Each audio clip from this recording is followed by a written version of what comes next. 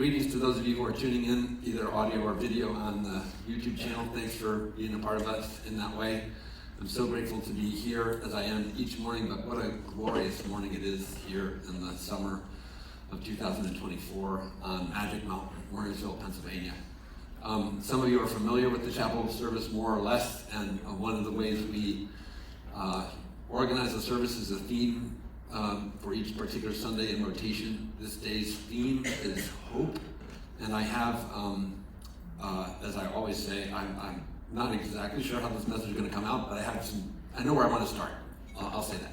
And where I want to start is a story that comes from my personal life. And so I was a Catholic child and in a very Catholic family, and one of the things in Catholicism is the identification at baptism of godparents.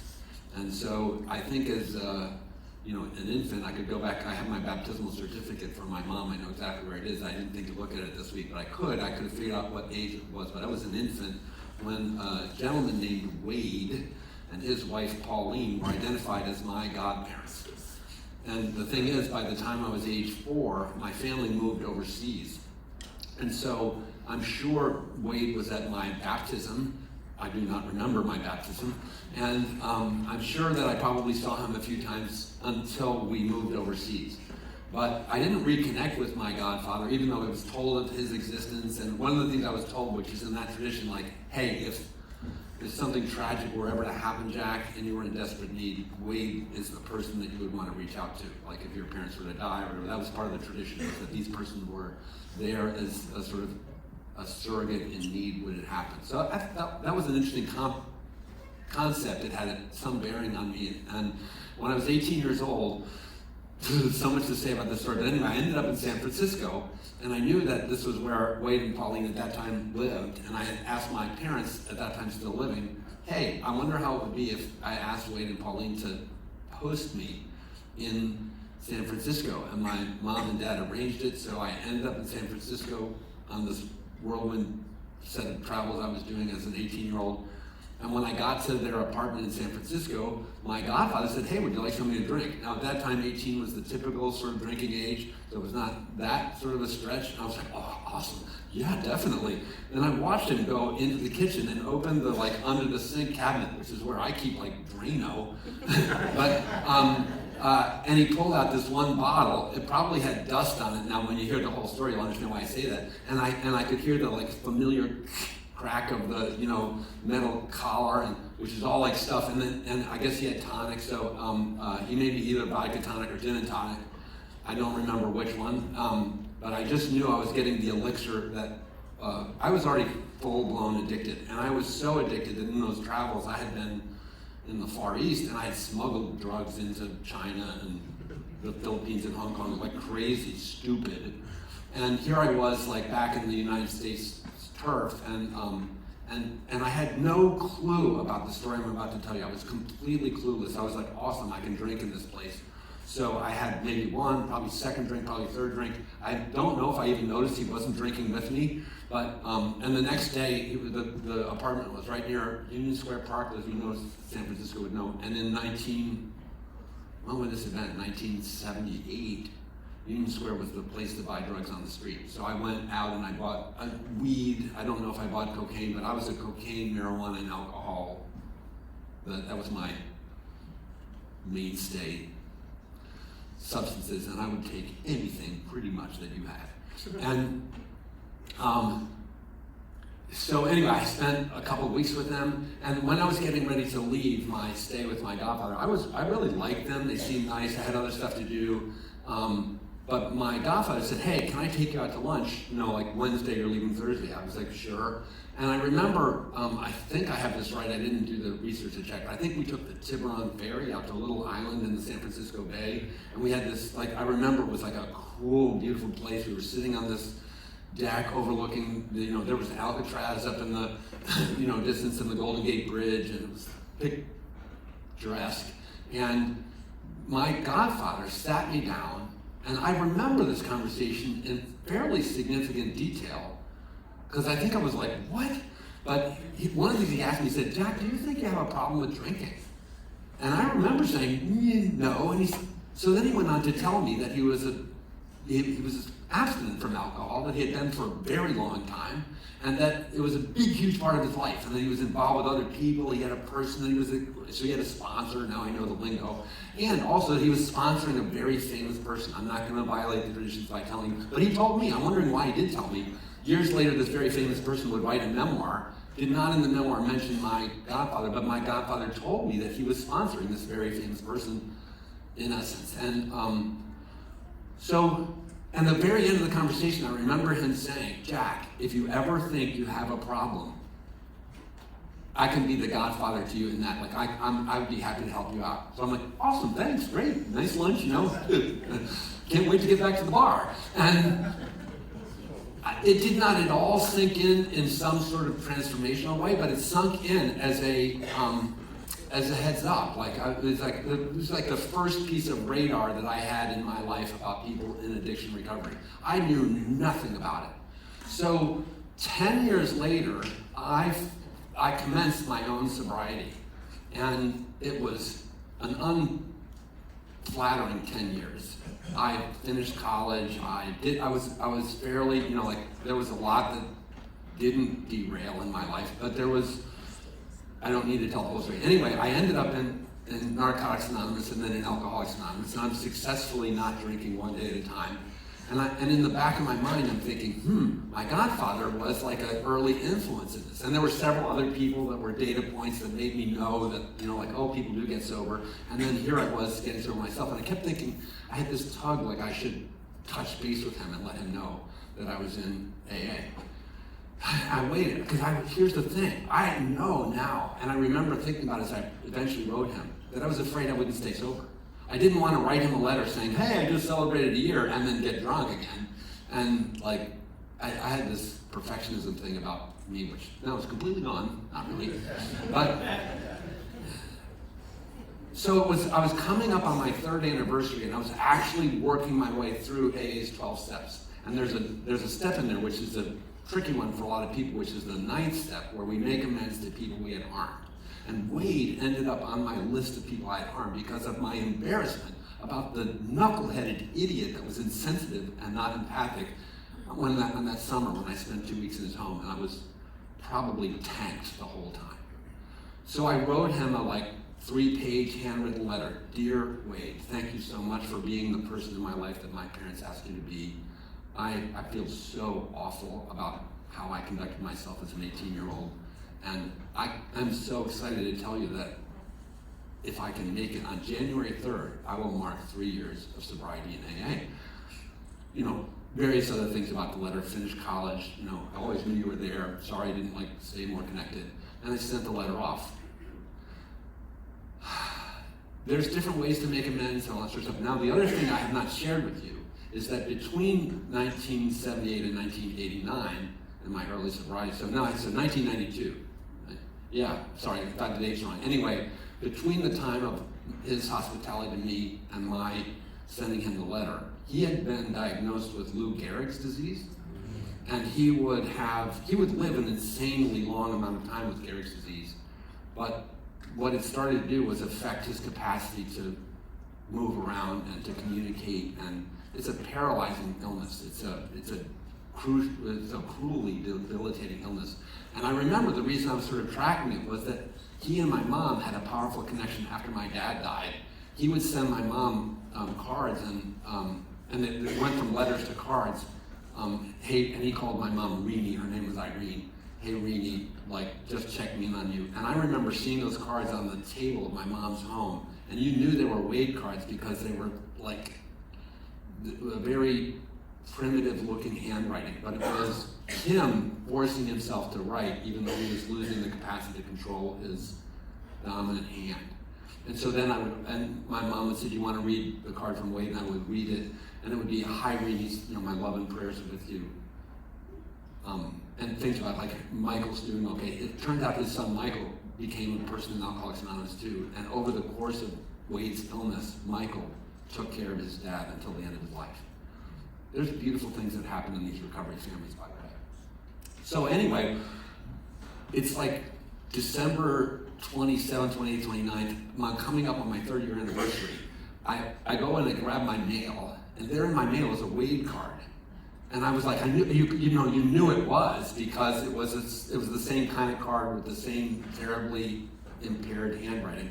And I was like, oh my God. And when I opened the card from Wade, out dropped, this is not the actual one. Oh, I just had one. Oh, here it is. Out dropped one of these. This is a recovery medallion. And I looked at it, because I knew what they were. I was waiting to get mine, which would have a Roman numeral 3 on it. And my godfather's 37-year medallion was in this card. He had written like, thank you for writing, no amends necessary, I hope this is meaningful for you. 37 years. Now if you do the math from 1992 back, that means that he got sober in 1955. Alcoholics Anonymous starts in 1935. So he was one of the first 20 years of people in recovery. That is like, excuse me for any badass. Like that's like touch with greatness. So and I stand in a legacy of an amazing sort of thing. This man was in my life, and he was an early 12-step influence on me. I have to give him credit for my sobriety to some degree, because that conversation in the San Francisco Bay never left my mind, and it caused me to watch myself going down the drain, knowing that it was not necessary, that I didn't have to be the person who was in prison like that. So, great story, I think. Hope, right? He was an element of hope for me as hope began to erode, because being an addict is a really tough ride. And those of you who are here as loved ones of people who are addicted, I think you know that, but also it's really hard if you love somebody who's an addict, because it's really easy to get mad at them and think, gosh, you knucklehead, why are you doing this to us, right? And so the combination of the blame that comes at us from our inability to pull ourselves out of this tailspin, and the combination of the hurt that the loved ones experience is miserable and despairing. I had a person in my life who once told me, sometimes people have these influences on our lives, and I happen to be a person who really has held on to various moments when people say things or do things for me. I don't know if you're that way, but anyway, I had a mentor in seminary who said to me, I went to him because somebody in my life was suffering terribly from depression. And I love this man so much. Doug Meeks, a seminary professor who helped me so much. And I went to him because he was the dean of the seminary I was in, and I trusted him. So I shared with him what was going on in my life, and he said to me, Jack, I don't know anything about depression. I'm not a mental health practitioner, but I know theology. And I think what you're talking about is despair. And in my mind, as a theologian, I would tell you that hope is the antidote to despair.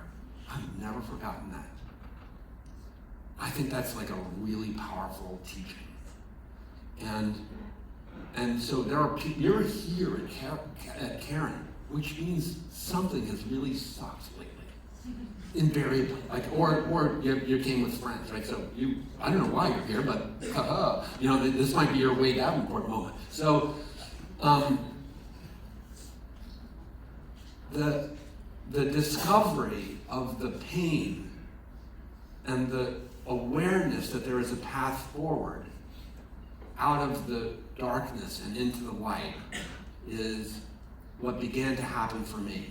And now, having at that time really rejected any ideas of faith or God when I first began my sobriety, I think back like that moment with my godfather out in the San Francisco Bay. I cannot dismiss it.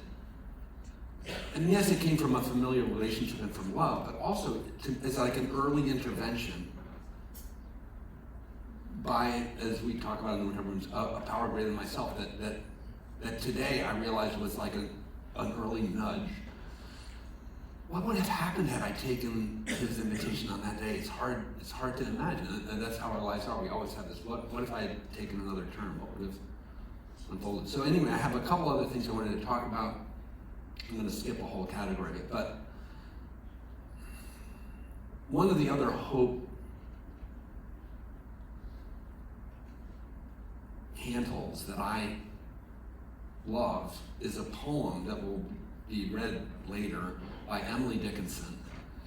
And I don't know if you know it, but it's an interesting poem. 1861, it's said that she wrote this. She was a person who was described as pretty much of a recluse in the town of Amherst, Massachusetts. And in 1861, the Civil War is beginning. But in 1861, this is when pestilence and plagues and viruses and bacterial infections take out tons of people. So there is speculation. One of the things that happens is between 1858 and to the end of the Civil War, she was very prolific. She wrote tons of poems, and she was not publishing them. What happened is after her death, her sister Lavinia found more than 1,000 poems, something like 1,800 poems, and began to release them for public awareness. And today, we know of Emily Dickinson as this amazing writer. She was very educated, she was very intelligent, and these poems are so beautiful. Anyway, Emily Dickinson, as the Civil War is beginning in this town of Amherst, where already her life has been beset by various deaths and calamities, and now she's watching people she loved go off to serve in a war where the outcomes are not great for many people. And in Civil War, think about that's ripping the fabric of your social understanding of what the world that you live in is like. And very Yankee, but so she writes this poem in which she portrays hope with this simple metaphor as a bird. Hope is a bird. And it sings a tune without words, and it never stops at all. So this morning, 5 a.m., I'm awake with my wife down in southern Delaware, and I always come back here from southern Delaware for preaching. And it's still very early when the light comes up. And we have these birds, they're well nigh annoying. Because they, and this is my imagination, is that Emily Dickinson is closeted in some room, and the speculation that she suffered from despair, if not depression, and probably depression, right? Because all these horrible things were happening, and she had difficulty coming out into the world, and then the world was crumbling and all this sort of stuff, and then there's some bird, and so she writes this beautiful poem.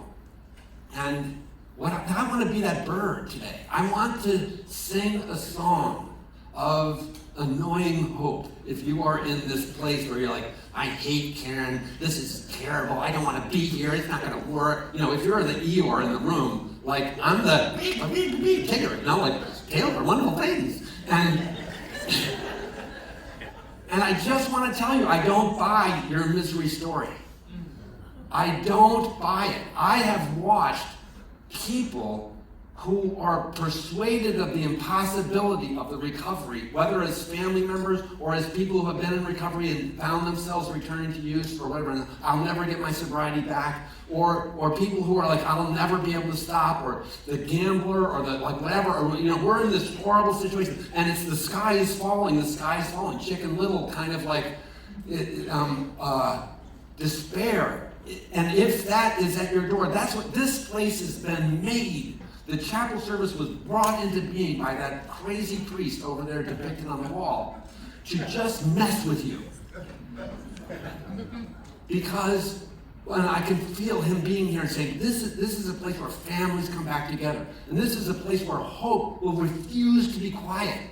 This is a place where lives are transformed, and this is a place where recovery begins or resumes, and this is a place where families begin to hear a message that what I always wanted, I feel so regretting, I am so ashamed, to some degree I will say ashamed, I'm so sad and feel so much guilt about the harm that was caused by me and my active addiction, and some of it in my sobriety, by the way. I've been a pretty, the recovery journey takes a long time, and there are layers of increasing awareness because we blunder a lot while we're still not drinking. I did anyway. And so, but what I do want people to know is that I never woke up and thought, I'm going to screw up my mom's life. I'm going to make my wife, feel like she's completely, there was never an ounce of intention to bring the harm that came. What there was an incapacity to act to intercept my own behavior. This is the nature of addiction as disease. And today we have all the brain science to support it. We have all kinds of evidence. And this place, if you don't believe addiction is disease, hang out here for a while and meet these highly effective, professional, qualified, uber competent people who are completely incapable of wrestling this particular demon to the ground. Captains of industry, leaders of enterprises, graduates of the most distinguished institutions who just like cocaine, just like has them by the throat. And they're like, I'm just going to be a social crack user. You know, like the insanity of it is it. So let me bring it back home. I have this prayer that came to me this morning, which is that in less than 3 years, what did I do with it? I will get a 37-year medallion, and that there will be a person for me to send that to in a card. Won't that be awesome? Yes. It is possible.